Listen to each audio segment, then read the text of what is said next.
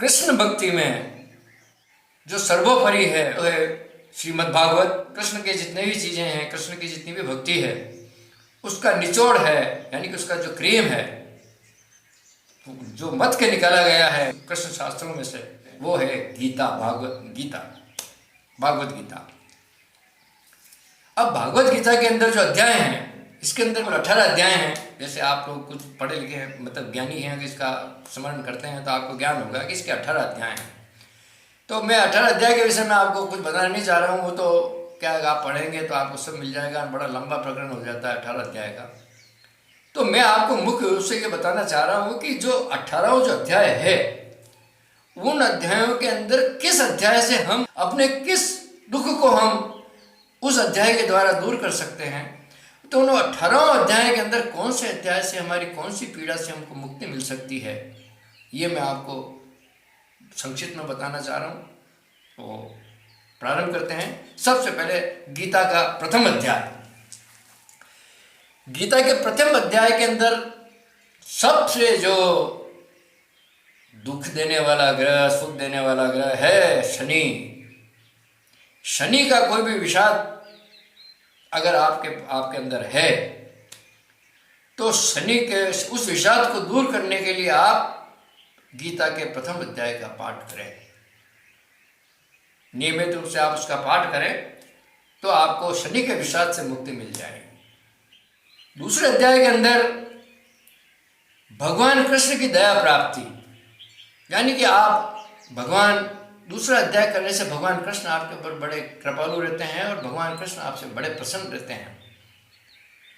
तो दूसरे अध्याय का आप अगर पाठ करते हैं तो कृष्ण संबंधी आपको जो भी लाभ लेना है, भगवान कृष्ण जो कि कृष्ण तो कृष्ण है, तो उसका आपको कोई भी कृपा प्राप्त करनी है, आपको कृष्ण की कृपा प्राप्त करनी है, तो आप दूसरे अध्याय का जाप करें तो उससे आपको कृष्ण की प्राप्ति होगी।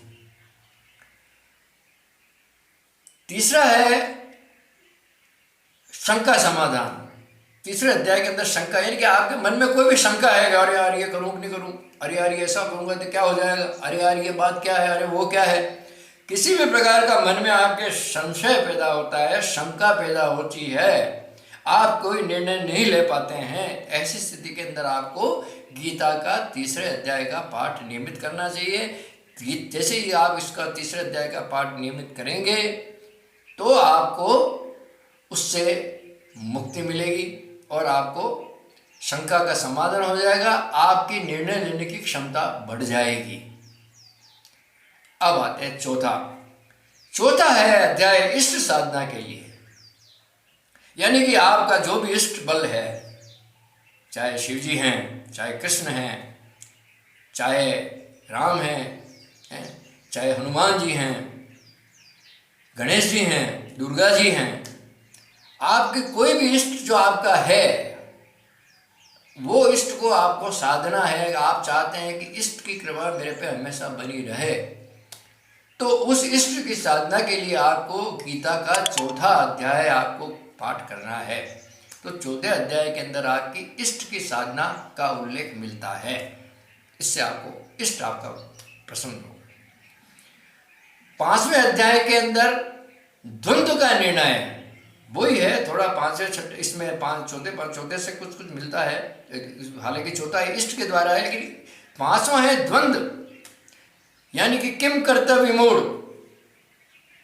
जो स्थिति हो जाती है व्यक्ति की, कभी कभी ऐसा हो जाता है कि वो निर्णय लेने की क्षमता उसमें नहीं रहती है, ऐसी कोई बात हो जाती है कि वो कुछ परेशान रहता है, तो उसके लिए आपको द्वंद्व निवारण के लिए आपको इसके 5वें अध्याय का पाठ करना चाहिए।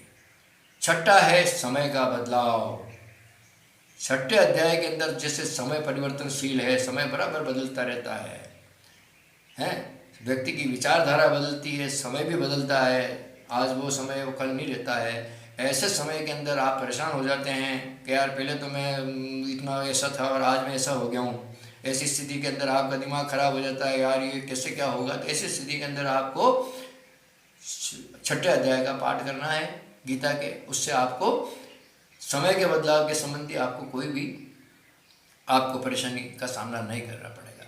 7वां है सांसारिक समस्या। 7वें अध्याय के अंदर आपकी सांसारिक समस्या जो है, यानी कि लोक व्यवहार के अंदर आपकी कोई समस्या है, कोई आपसे कोई क्या ईर्ष्या रखता है, कोई किसी से आपका मन खटा रहता है, तो ऐसी कोई सांसारिक समस्याएं, जैसे कि संसार के अंदर तो व्यक्ति समस्याओं का ही संसार है। तो ऐसी समस्याओं के निवारण के लिए आपको गीता के 7वें अध्याय का पाठ करना शुभ रहता है, उससे आपकी सांसारिक समस्या समाप्त हो जाएगी। 8वां है मृत्यु भय से मुक्ति। बहुत से व्यक्ति ऐसे होते हैं, डिप्रेशन में आ जाते हैं, जिसको हम शनिवार भी बोलते हैं। वो डिप्रेशन के अंदर आ जाते हैं। अब उनको भय लगने लगता है कि यार मैं मर जाऊंगा, अरे मेरा ये हो जाएगा, अरे मैं इधर जाऊंगा तो मेरा इस रात हो जाएगा। तो भय आदमी के अंदर बड़ा बढ़ता है, वहाँ जाऊंगा तो वो मुझे मार डालेगा, अरे वहाँ तो वो प्रेत है या भूत है जो वो मेरे को परेशान करेगा। इस प्रकार की आपको जो कोई भी भय आपके अंदर है, चाहे वो किसी का भी भय है, वो भय दूर करने के लिए, आपके इस हृदय को मजबूत करने के लिए आपको गीता का 8वां अध्याय का पाठ करना चाहिए। उससे आपको मृत्यु भय से मुक्ति मिलेगी। अब आता है 9वां। मान लो आप किसी चीज़ में आपका मन नहीं लग रहा है, आप कोई काम करना चाहते हैं, किसी भक्ति को करना चाहते हैं, किसी पाठ को करना चाहते हैं और आप उसको नहीं कर पा रहे हैं, तो ऐसी स्थिति के अंदर आपको 9वें अध्याय का पाठ करना चाहिए। तो आपको आपकी लय बन जाएगी, आपका मन लग जाएगा, आप जो करना चाह रहे हैं वो आप कर सकेंगे। 10वां, आपके लग्नेश, जो आपके लग्न के अंदर जो लग्नेश होता है उसको मजबूत करना, कुंडली के अंदर जो लग्नेश है आपका, उसको मजबूत करने के लिए 10वें अध्याय का पाठ आपको करना चाहिए। 11वां अध्याय जो है वो इस अर्थ से संबंध में है, यानी कोई भी सौदा आप करते हैं, उस सौदे में आपको लाभ चाहिए, हानि नहीं चाहिए। तो आप इसका पाठ करके 11वें अध्याय का आप कोई भी पाठ करके कोई सौदा करेंगे तो आपको निश्चित रूप से उस सौदे के अंदर लाभ प्राप्त होगा।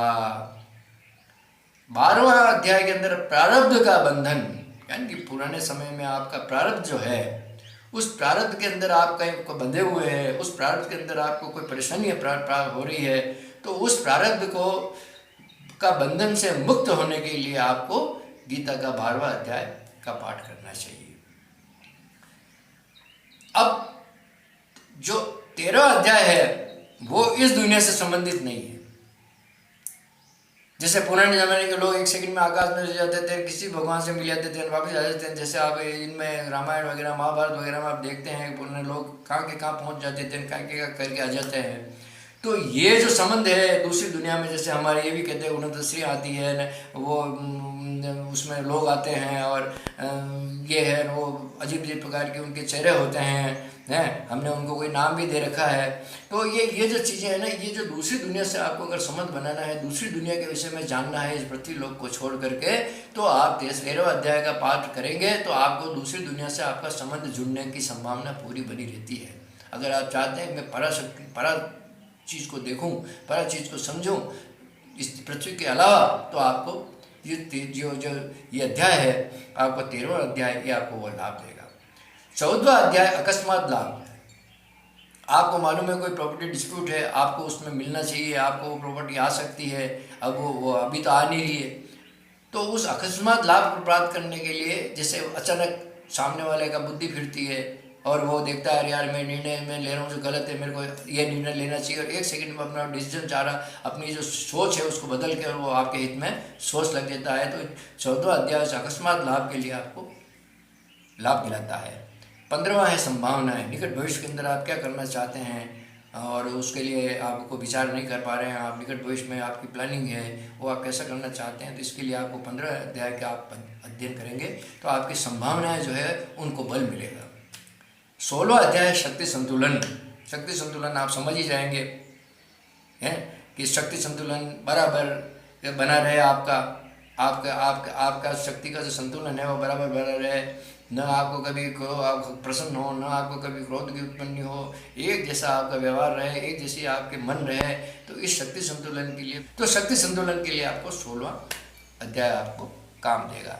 इसके बाद में है 17वां और 18वां। 17वां और 18वां अध्याय का पाठ आपको राहु की पीड़ा से मुक्ति दिलाता है। राहु के विषय में आपके शरीर में कोई भी समस्या है, राहु के विषय में आपको कोई भी परेशानी है, तो राहु के मंत्र, जैसा कि मैंने आपको नवग्रह की स्तुतियों जब मैं आपको बताया था राहु मंत्रों की, वो मंत्र तो ही हैं, लेकिन ये चीज़ें गीता के अंदर भी दे रखी है कि 17वां और 18वां अध्याय के आप अगर पाठ करते हो तो राहु की पीड़ा से, तमाम पीड़ाओं से आपको मुक्ति मिल जाएगी। इसलिए ये जो मैंने आपको जो 18 अध्याय थे, 18 अध्याय से आपको क्या लाभ ले सकते हैं आप, जो मैंने आपको संक्षिप्त में बताया है। भगवान श्री कृष्ण आपकी सभी मनोकामनाएं पूर्ण करे। जय श्री कृष्ण।